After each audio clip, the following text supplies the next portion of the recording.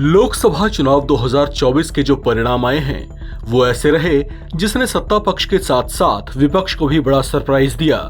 ये नतीजे जहां सत्ता पक्ष के लिए उम्मीदों के विपरीत थे, तो वहीं ये विपक्ष के लिए उम्मीदों से कहीं ज्यादा बढ़कर भी थे। खास तौर से उत्तर प्रदेश में मजबूत पकड़ हासिल करने के बाद कांग्रेस के साथ साथ समाजवादी पार्टी भी पूरे जोश में दिखाई दे रही है।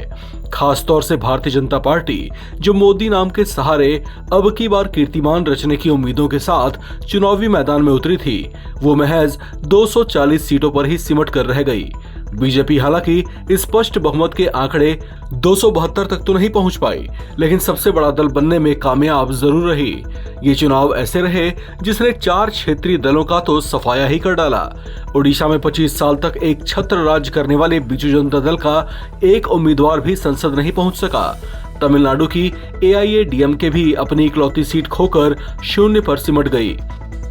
सबसे अधिक आश्चर्यजनक परिणाम तेलंगाना में रहे, जहां जनता ने राज्य की 17 सीटें बीजेपी और कांग्रेस के बीच आधी आधी बांट दी। तेलंगाना के हीरो रहे KCR की भारत राष्ट्र समिति का भी इस चुनाव में खाता नहीं खुल पाया।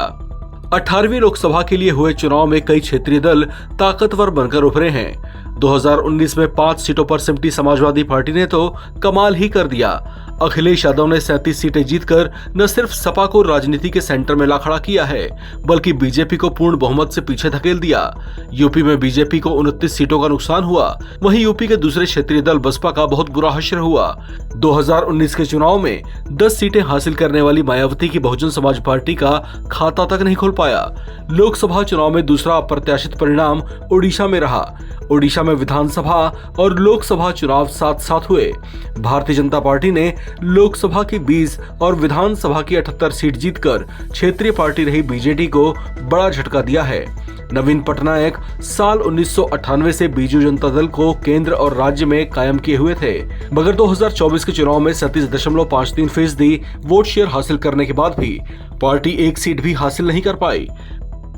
इस खबर में फिलहाल इतना ही। बाकी अपडेट्स के लिए आप बने रहें NBT ऑनलाइन के साथ।